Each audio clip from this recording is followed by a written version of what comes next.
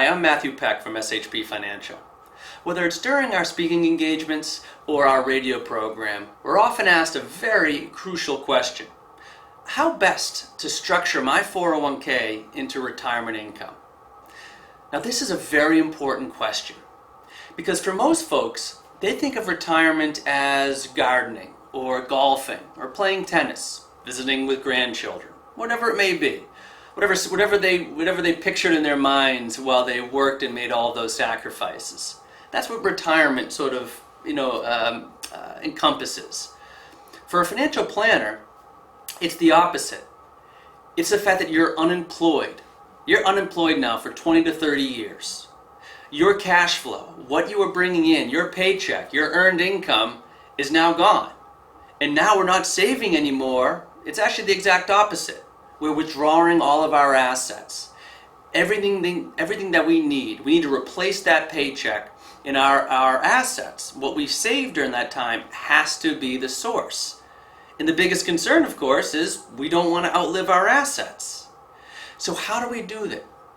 And secondarily, the reason why it's important is most folks' retirement assets are in their 401ks. Pensions, which I'll talk about briefly, are a little bit of a dinosaur. They don't exist as much as they used to. So most folks' retirement assets are within their 401ks. So they're always asking that question, how do I incorporate that into retirement income?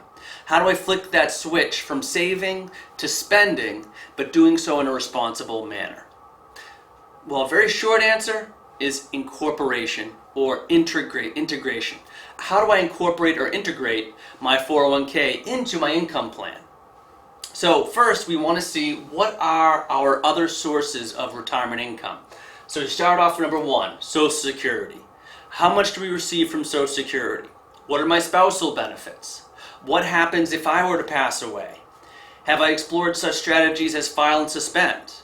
I mean, literally, we could spend an entire section on Social Security, but let's move on. Do you have a pension? If you do, fantastic. If you don't, that's okay. We'll move on. Real estate. Do you have any rental income? Maybe you're holding a note for a son or a daughter. Maybe a real estate investment trust or a REIT. Other. A lot of folks think of retirement, they're still working. So maybe it's part-time employment or maybe you're a limited partner somewhere. And then lastly is portfolio. That's just stocks, bonds, mutual funds, dividends, things along those lines. So the question that we ask clients when we sit down for our reviews is how do we want to incorporate our 401k? Do we want to treat it more like a pension, which is kind of more like your Social Security, or do we want to treat it more like a portfolio? Now what's interesting is that when folks sit down with us, usually they start off here. They start off in the portfolio form because most 401ks are in that style of mutual funds. Because during your accumulation stage, you just want to save as much money as you can. It's kind of like everything but the kitchen sink. You just save as much as you can. You put it into the mutual funds via the 401k, and then you pick up your head and you're 5 years away from retirement. And as I mentioned, this is where we see most folks originally. So then we sort of pose the question to them, is that how do we want to incorporate our 401k? We could treat it more like a pension, or we could keep it as is in a portfolio. But let me quickly say too that these are not mutually exclusive. Usually you're trying to sort of use multiple accounts and multiple different asset classes to achieve your goals. But let's just analyze those two very quickly, because surprise, surprise, there are strengths and weaknesses with both. So for example, you can use your 401k and treat it more like a pension. Now that's your immediate annuities, fixed annuities, things along those lines. The good news is you have reliable income. Bad news is that there's a whole lot less flexibility. But some folks are willing to give up a little bit of flexibility for the stability, for that regular, what we call mailbox money. You're getting a paycheck every single month no matter how long you live. Okay? So people are willing to give up a little bit of that flexibility, but you have to be aware that that's how the deal goes. You give up a little bit and you get a little bit. And then you have your portfolio. This is a lot more volatile because it's the stock market or bond market or any marketplace that we speak of. But with higher risk, you get higher reward. So sometimes folks, they're more portfolio people, where they kind of want the higher growth potential there, and they want the more flexibility. It's a little bit more of a roller coaster ride, because a silly geopolitical event can affect your rate of return. But it gives you the idea that there are different ways, and as I mentioned, real estate obviously is there as well.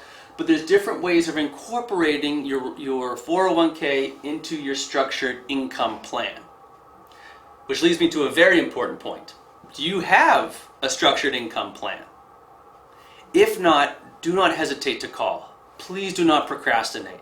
The most important thing on this entire conversation is organizing your income stream, organizing your cash flow. And that's what we do during our complimentary retirement roadmap review. We're taking a look at your income plan, but also 4 other aspects of a comprehensive financial plan.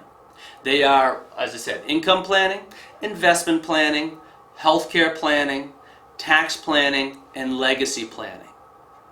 A true financial plan needs all 5 components.